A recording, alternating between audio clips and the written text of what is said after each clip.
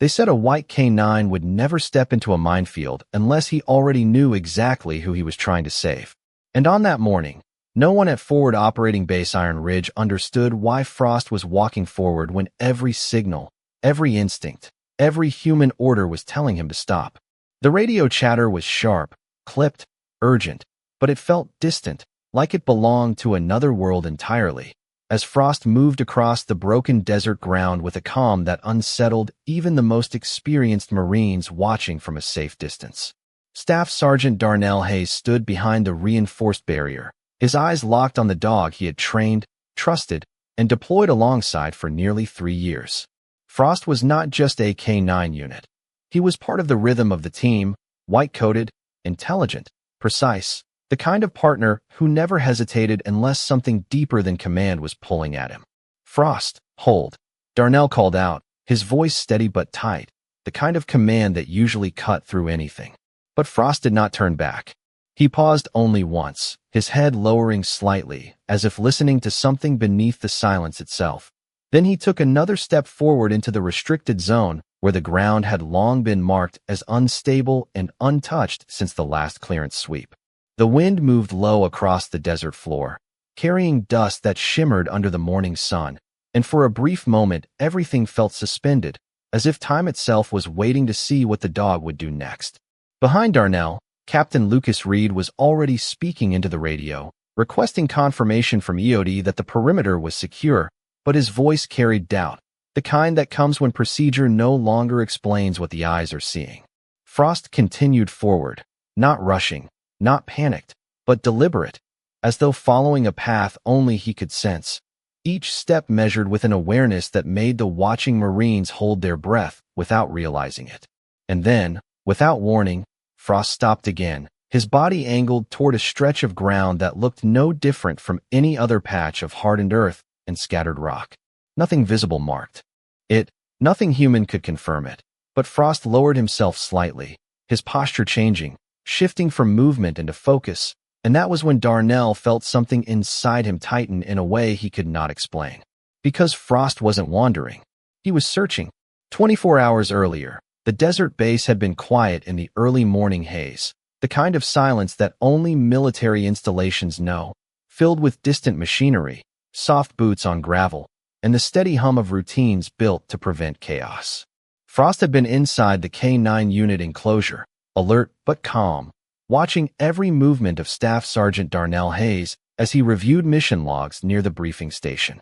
Darnell, a black Marine in his mid-30s with a composed presence shaped by years in field operations, had always trusted Frost's discipline more than most human instincts. Frost had been assigned to him after their previous handler, Sergeant Mason Cole, went missing during an overseas extraction mission that officially ended in unresolved status. Since then, Frost had never fully settled, as if part of his training had been rewritten by something grief could not erase.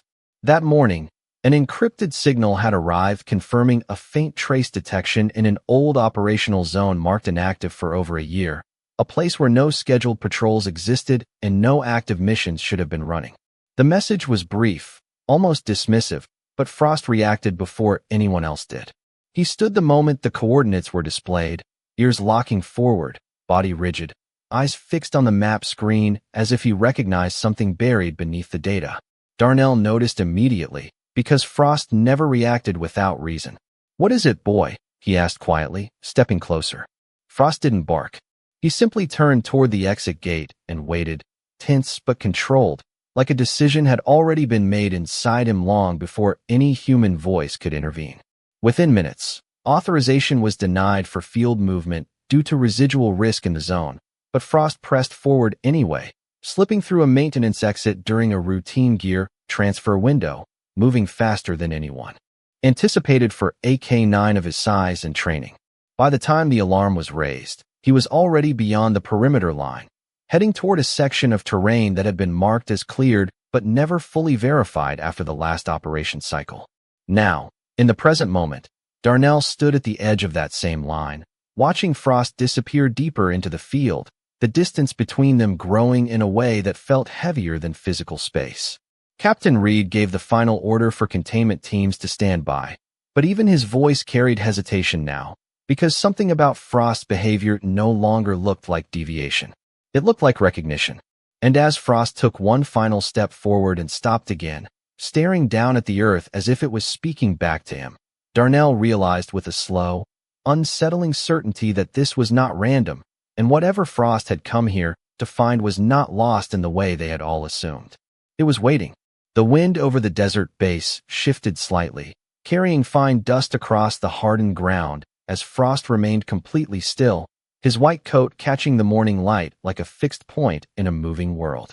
Behind the barrier, Staff Sergeant Darnell Hayes adjusted his stance, his eyes narrowing as he tried to understand what he was seeing, because Frost was no longer behaving like a standard detection unit following a failed sweep pattern or residual scent trail.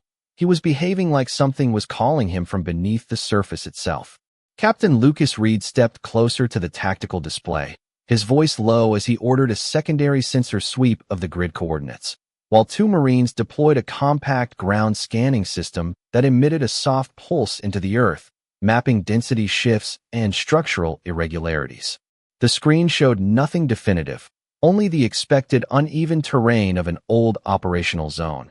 Yet Frost did not move away, and that alone began to change the atmosphere among the team, replacing protocol with uncertainty.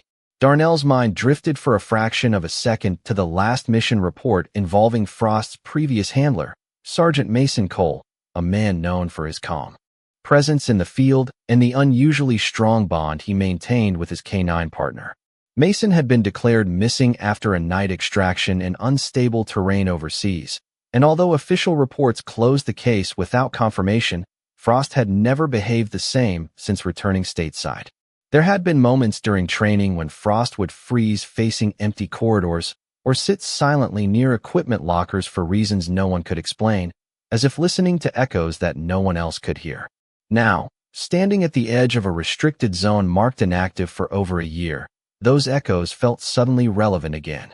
One of the Marines from the scanning team reported softly that there were minor inconsistencies in subsurface density ahead, nothing large enough to confirm structure, but enough to suggest that something had once disturbed the ground in a controlled pattern. Captain Reed acknowledged the report, but did not act immediately, instead observing Frost carefully, as if weighing whether instinct could outweigh data in a situation that refused to present clear answers. Frost shifted slightly, lowering his head further, his nose hovering just inches above the soil, and then he moved one step forward again, not crossing quickly but with deliberate caution, as though each inch mattered in a way only he understood. Darnell felt his jaw tighten, because this was not reckless behavior, it was precision guided by something internal and deeply focused, the kind of focus he had only ever seen in Frost when tracking live signals and training simulations. "He is following something," Darnell said quietly, more to himself than anyone else, but Captain Reed heard it and responded with a controlled silence that suggested agreement without certainty. The scanning team recalibrated and expanded the detection radius by another 10 yards, the equipment humming softly as it sent another wave through the ground. But Frost did not react to the machines. His attention remained locked on a single point slightly ahead and to the right, where the terrain looked no different from anywhere else in the field. The silence between the Marines grew heavier, not from fear, but from anticipation, the kind that builds when something familiar begins to behave in unfamiliar ways.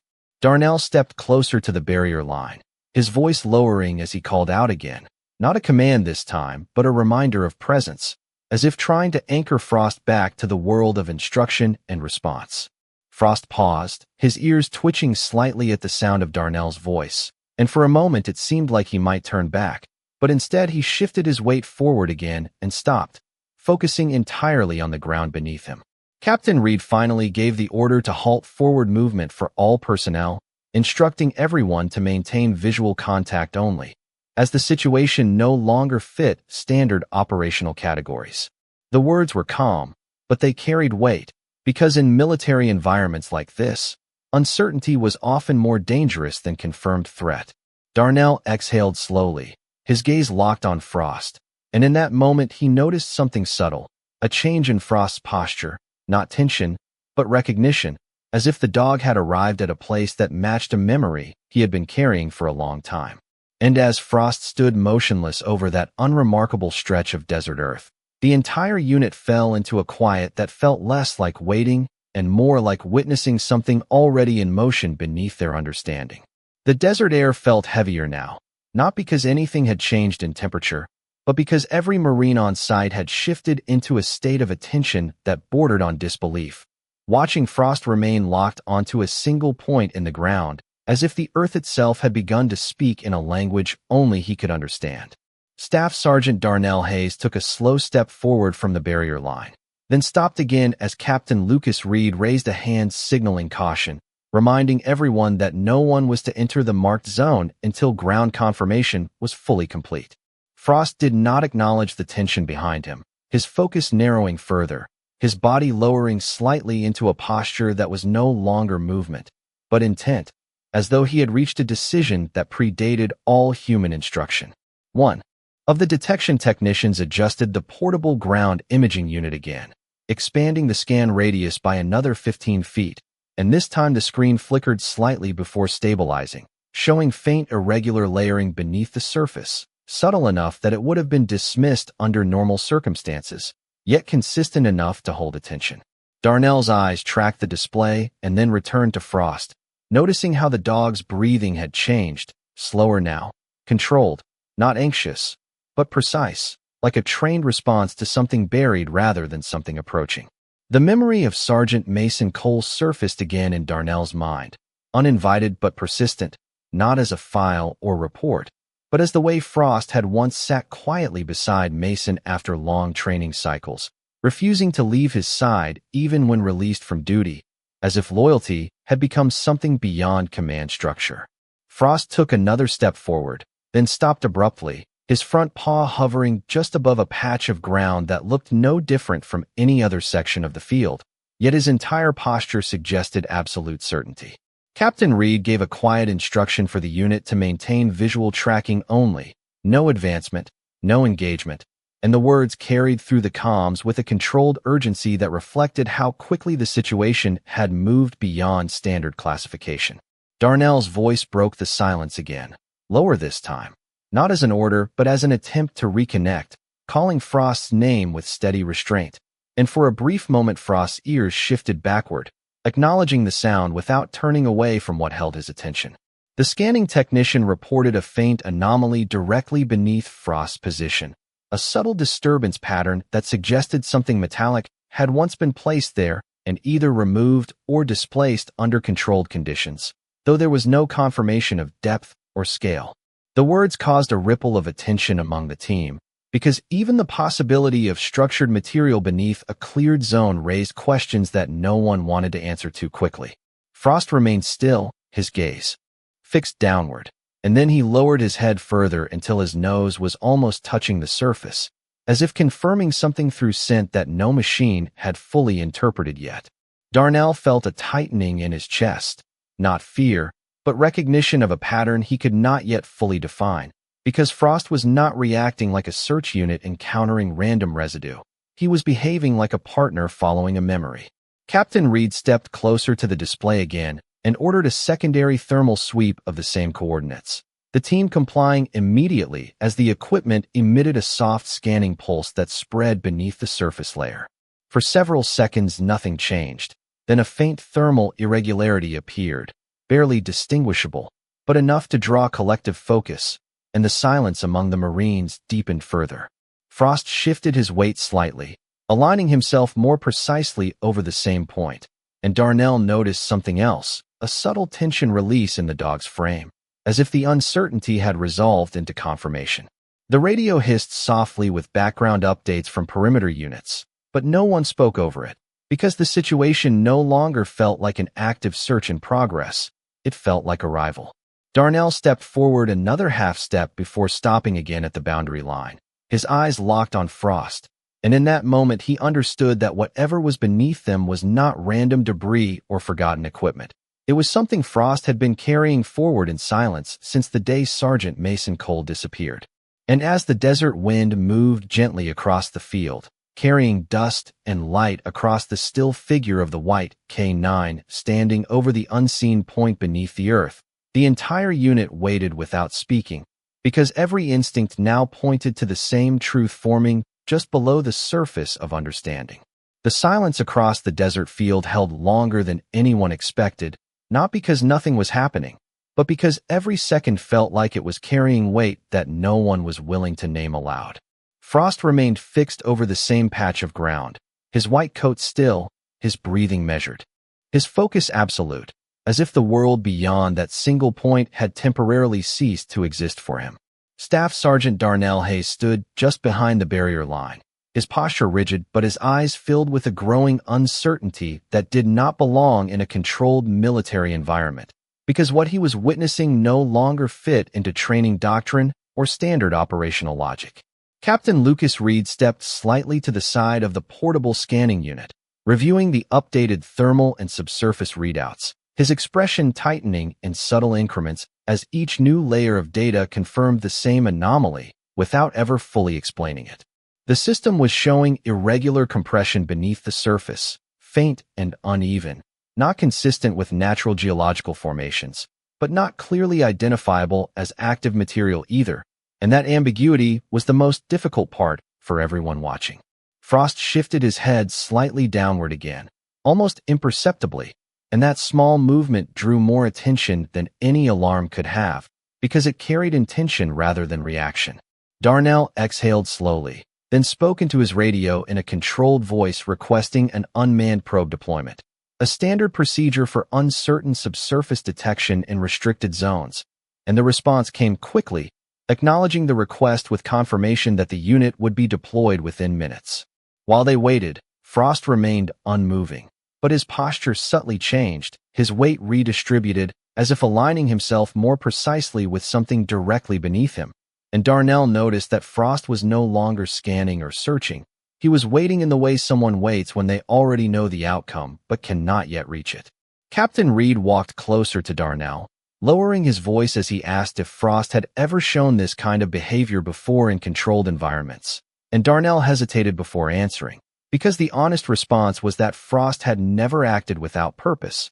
But this level of certainty was different, deeper, and unsettling in a way that bypassed logic. A faint breeze crossed the field, shifting dust across the ground in thin lines, and Frost's eyes tracked none of it, staying locked on the same invisible point beneath the earth as if everything else had been filtered away. The unmanned ground probe was brought forward on a compact wheeled platform, its mechanical frame moving slowly across the uneven terrain until it reached the designated zone, where it paused and extended a scanning arm into the soil.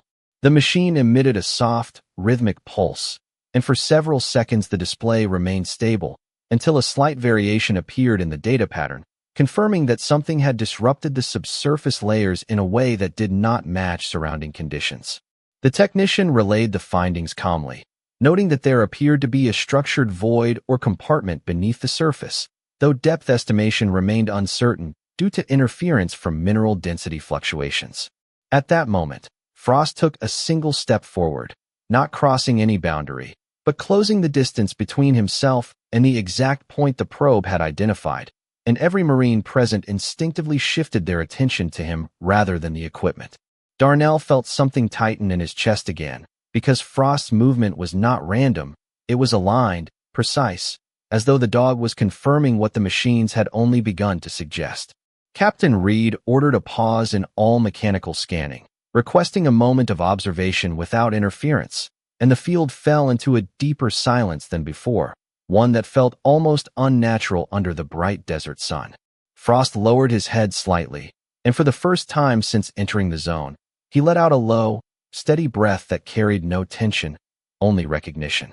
Darnell took a careful step closer to the barrier again, his voice softer now, speaking Frost's name not as a command, but as an attempt to reconnect presence with understanding, and Frost's ears shifted subtly in response, acknowledging him without breaking focus.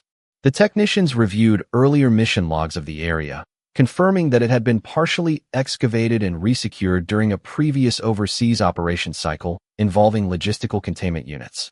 Though documentation remained incomplete due to mission discontinuity, that detail changed the tone among the team, because it suggested that whatever lay beneath the surface may not have been abandoned randomly, but rather left behind under controlled conditions. Frost remained still, but his posture had softened slightly, as if something internal had resolved into certainty, and Darnell found himself watching not for movement, but for confirmation of what Frost already understood. The desert wind continued to pass through the field, brushing lightly across uniforms and equipment, but no one spoke, because at that moment the entire unit was no longer reacting to uncertainty. They were witnessing alignment between instinct and evidence, between memory and presence.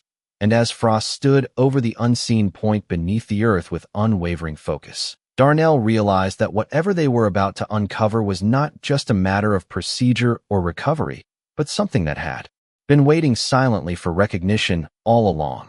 The unmanned probe remained still at the edge of the marked zone, its sensor arm partially embedded in the soil, transmitting steady pulses of data back to the portable display as the desert air seemed to grow even quieter than before, as if the entire field had narrowed its attention to a single invisible point beneath the ground. Frost had not moved in several seconds, yet his stillness was no longer passive. It was deliberate, a form of presence that carried more certainty than any instrument surrounding him.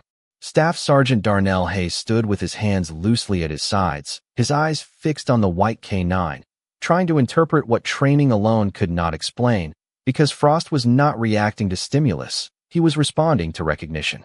Captain Lucas Reed reviewed the updated subsurface scan again, noticing that the irregular density pattern had stabilized into a more defined structure, something elongated and partially enclosed, though still too indistinct to classify with certainty. A faint static crackled through the radio channel as perimeter units confirmed all external approaches were secure, yet inside the operational zone.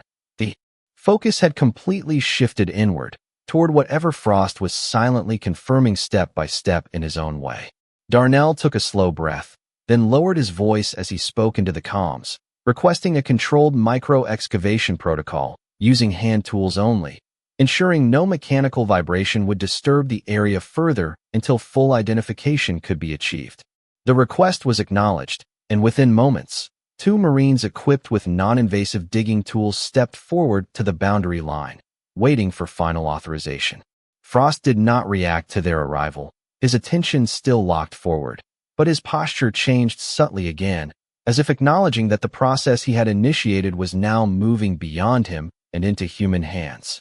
One of the technicians marked a precise point based on the probe feedback, indicating a section approximately 3 feet beneath the surface where the density readings converged into a consistent form. Captain Reed gave a quiet nod, and the Marines began carefully removing layers of compacted earth, slow and methodical, each movement controlled to avoid destabilizing the surrounding area. The desert wind continued to pass across the field, lifting fine dust that briefly shimmered in the sunlight before settling again, while Frost remained perfectly still, watching not the digging itself, but the exact point where it was happening. Darnell stepped closer to the barrier line once more, his presence now less about command and more about observation, as though he was standing at the edge of something that had already been decided long before they arrived. Minutes passed without change, only the steady rhythm of careful excavation and the soft mechanical tone of the scanning equipment updating its readings in real time. Then, one of the Marines paused, raising a hand slightly as he felt a subtle shift in the soil composition, indicating a change in density and structure just below the surface layer. The team slowed further, switching to finer tools, brushing away earth in controlled motions, until a darker outline began to form beneath the sand, not fully visible, but clearly distinct from the surrounding ground. Darnell felt a quiet tension rise among the team, not fear, but anticipation, because every indicator was now converging toward confirmation of something physically present beneath them. Frost took a single step forward again, then stopped, aligning himself perfectly with the excavation point, his gaze unwavering, as if he had been tracking this exact moment from the beginning. Captain Reed lowered his voice and instructed everyone to maintain full control of the excavation pace, emphasizing caution above speed, and the Marines complied, continuing with slow precision. As more earth was cleared, the shape beneath became more defined, revealing structured edges that suggested intentional placement rather than natural formation, and the scanning technician confirmed that the object extended beyond the initial detection range, indicating a larger embedded structure. Darnell felt a shift in his perception at that moment, because what had started as an unexplained behavior from a K-9 unit was now becoming a coordinated discovery, guided by something that could not be reduced to random chance. Frost remained focused, his ears slightly angled forward, and for the first time since the operation began, there was a subtle easing in his posture, as if the uncertainty that had driven him here was slowly resolving into clarity. The Marines continued carefully removing the final layers of soil, their movements slower now, almost reverent in their precision, as the outline beneath the earth became clearer with each passing second. And as the structure beneath the ground began to reveal itself more fully, the entire unit fell into a deeper silence, not because they were instructed to, but because they all understood instinctively that whatever Frost had led them to was no longer a question of search or protocol, but a moment of recognition that was about to change everything they thought they knew about why he had crossed into the minefield without hesitation. The excavation slowed to an almost ceremonial pace as the Marines carefully cleared the final layer of compacted earth, revealing a darker, structured surface beneath that no longer resembled natural terrain, but instead suggested deliberate placement, reinforced and sealed with precision that immediately changed the atmosphere across the entire field. The portable scanning unit confirmed the presence of a contained structure approximately 7 feet in length and 3 feet in width, partially buried but intact, with material density readings indicating engineered composition rather than geological formation. Captain Lucas Reed stepped closer to the display again, his expression tightening as he absorbed the confirmation, while Staff Sergeant Darnell Hayes remained focused on Frost, who had not moved since the excavation reached its most critical point. Frost's posture had shifted slightly, his head lowered but steady, his gaze fixed on the exact location where the structure lay beneath the surface, as if every step of the process had been leading him to this precise moment of confirmation. The desert wind passed over the field in soft waves, but even that movement felt distant now, as if the world beyond the excavation had been temporarily muted by what was unfolding at its center. One of the Marines carefully brushed away the last remaining layer of soil, and the outline became unmistakably clear, revealing a sealed casing with reinforced edges, weathered but intact, its surface marked by faint identification codes partially obscured by time and exposure. The scanning technician immediately relayed that the material matched military-grade containment design used in past operational logistics, though records of deployment in this specific zone were incomplete and fragmented. Darnell felt a subtle tightening in his chest, not from fear, but from recognition that whatever lay beneath had been placed there intentionally and not abandoned by accident. Frost took one slow step forward, then stopped again, aligning himself perfectly with the exposed structure, his entire focus unwavering, as if confirming that the search had reached its intended conclusion. Captain Reed gave a quiet order for full manual exposure of the casing edges, and the Marines complied with careful coordination, removing the remaining soil until the structure was fully visible at the surface level. The casing was rectangular, reinforced, and sealed with locking mechanisms that suggested it had been designed for secure transport rather than storage in open field conditions. A faint serial marking became visible along one edge, partially eroded but still legible enough for the scanning technician to initiate an immediate database cross-reference. The silence across the field deepened further as the data query processed, each second stretching longer than the last, while Frost remained perfectly still, watching without movement, as if already anticipating the result. Darnell stepped slightly closer, his voice low as he asked for the identification update, and the technician responded with hesitation before confirming a partial match to a military logistics assignment linked to a unit previously deployed overseas under Joint Operational Command. That confirmation shifted the entire tone of the scene, because it meant the structure beneath them was not unknown, but connected to documented military activity that had never been fully resolved. Captain Reed instructed all personnel to maintain position and avoid any direct interference with the casing until full clearance authorization could be obtained, emphasizing caution as the priority above all else. Frost did not react to the command, but his stillness carried a different quality now, less tension and more resolution, as if the uncertainty that had driven him forward had finally aligned with what he had been sensing all along. Darnell found his attention shifting between the casing and Frost repeatedly, trying to understand the connection forming between them, because it was no longer about detection or instinct alone, it was about recognition.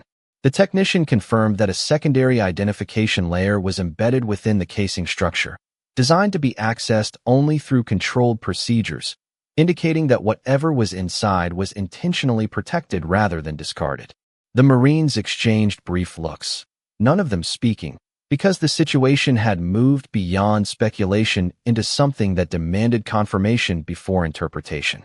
Frost finally lowered his head slightly, not in exhaustion, but in a quiet release of focus, as if his role in bringing them here had reached completion. And as the desert air settled over the exposed structure and the team prepared for the next controlled step of investigation, the entire unit stood in a silence shaped not by uncertainty anymore, but by the realization that the answer they had been searching for had been beneath their feet the entire time, waiting for the one who never stopped looking. The entire field had fallen into a controlled stillness as the Marines maintained their positions around the exposed casing, the desert sun now slightly higher, casting a pale, unwavering light across the operation site, where every movement had slowed to the pace of precision and caution. The structure beneath the earth was now fully visible at surface level, its reinforced exterior showing signs of long-term containment and environmental exposure, yet still holding its form with an unexpected structural integrity that drew quiet attention from everyone present. Captain Lucas Reed stood beside the portable scanning unit, reviewing the final cross-reference results as they stabilized, confirming a partial match to an overseas military logistics chain that had gone dark after a classified transfer window, though the records were incomplete and fragmented in a way that suggested unresolved operational closure. Staff Sergeant Darnell Hayes remained focused on Frost, who had now shifted from active tracking posture into a calm, grounded stance, his white coat reflecting the light in a steady contrast against the earth-toned field, as if he were no longer searching but confirming something already understood. The scanning technician announced that the internal compartment of the casing appeared intact, with no immediate structural breaches, but that access would require manual protocol authorization due to sealed multi-layer locking mechanisms embedded within the frame. Captain Reed acknowledged the report and instructed the team to maintain full perimeter control while awaiting remote clearance confirmation from higher command channels, his voice steady but measured, reflecting the seriousness of a discovery that had moved beyond routine classification. Darnell took a slow step closer to Frost, lowering his voice as he spoke his name again, not as an order but as acknowledgement, and Frost responded only with a subtle shift of his head, as if aware that his task had reached completion but his presence was still required in silence. The wind passed lightly over the exposed structure, carrying fine dust across its surface, revealing faint markings that had been partially hidden beneath layers of time and soil, markings that aligned with military identification patterns used in specialized field transport units. One of the Marines carefully documented the markings using a handheld optical scanner, feeding the data back into the system for deeper analysis, while another maintained visual oversight of the surrounding terrain to ensure no additional anomalies were present within the immediate vicinity. The atmosphere among the team had shifted from tension to concentrated focus, not because the uncertainty had disappeared, but because it had transformed into something tangible that required careful interpretation rather than reaction. Frost remained perfectly still, his attention no longer outward but inward in a sense, as though the resolution of the search had created a quiet space within him where movement was no longer necessary. Darnell observed him closely, noting that the usual alert readiness that defined Frost's operational presence had softened into something more restrained, almost reflective, as if the dog understood the significance of what had been uncovered beneath the ground. Captain Reed stepped closer to the casing again, instructing the Marines to prepare for controlled opening procedures once authorization was confirmed, emphasizing that no mechanical force was to be applied until full procedural clearance was granted. The scanning technician confirmed that internal environmental readings remained stable, indicating that whatever was contained within the structure had been preserved in a controlled state, though no further details could be extracted without physical access. Darnell felt a subtle shift in his understanding at that moment, because the discovery was no longer just about a buried object or an unresolved operational anomaly. It was about the alignment between Frost's behavior and a chain of events that had led them precisely to this point. Frost finally lowered his head slightly toward the ground, not in exhaustion, but in a quiet acknowledgement that the path he had followed had reached its intended destination, and the urgency that had driven him across the field earlier now appeared to dissolve into calm presence.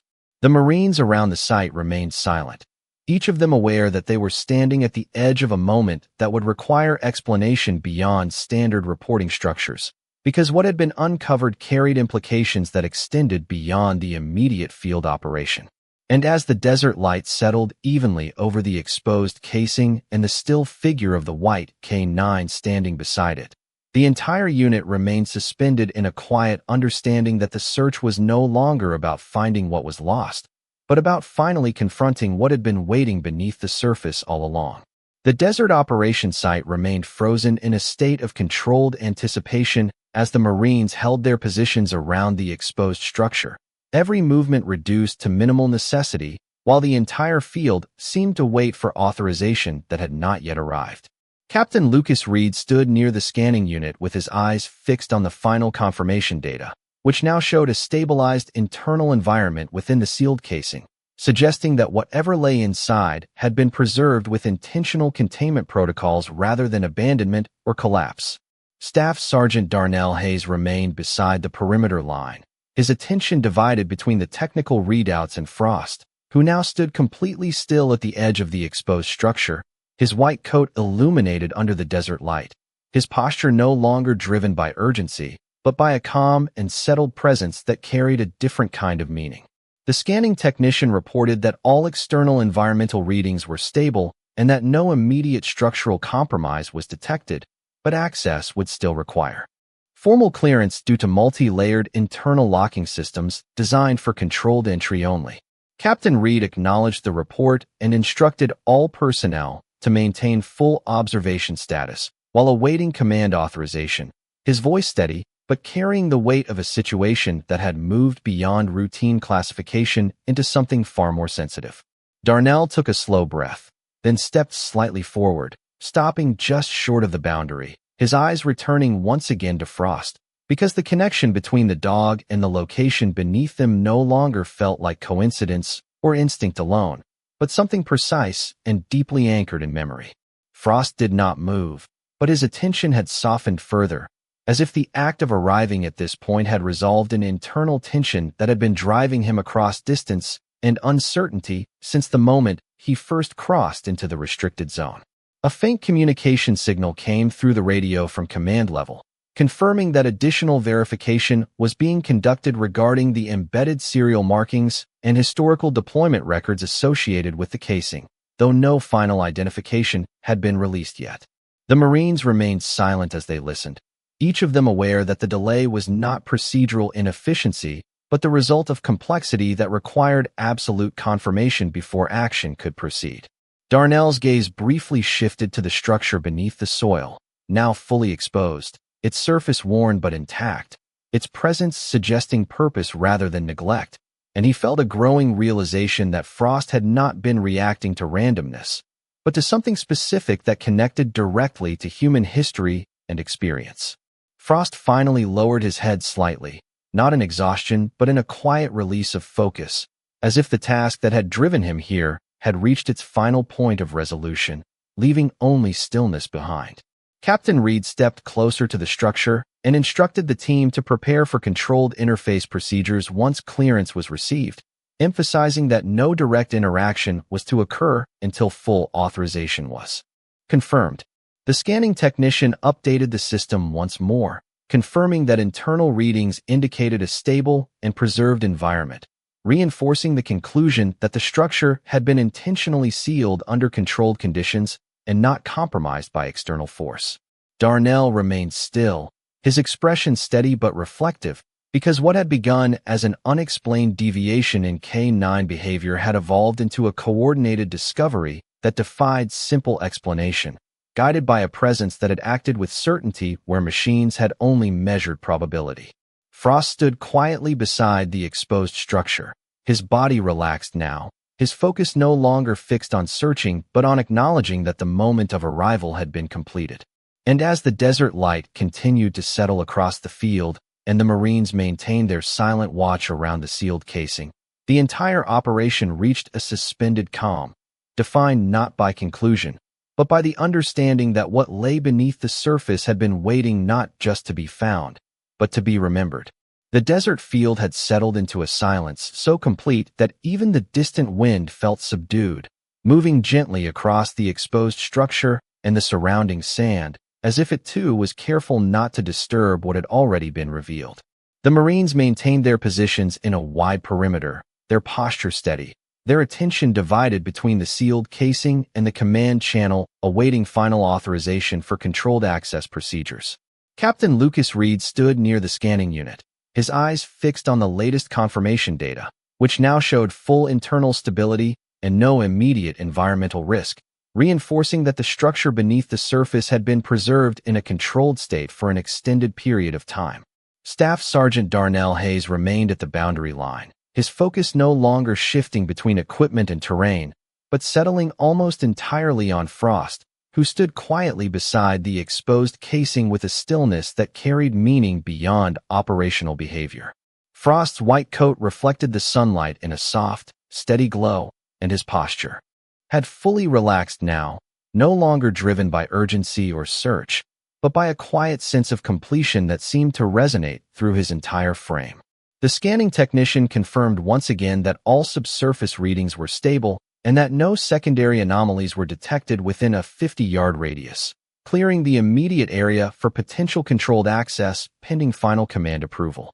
Captain Reed acknowledged the update and instructed all units to remain in observation status while maintaining full environmental control, his tone measured, precise, and consistent with the seriousness of an operation that had shifted from detection to verification.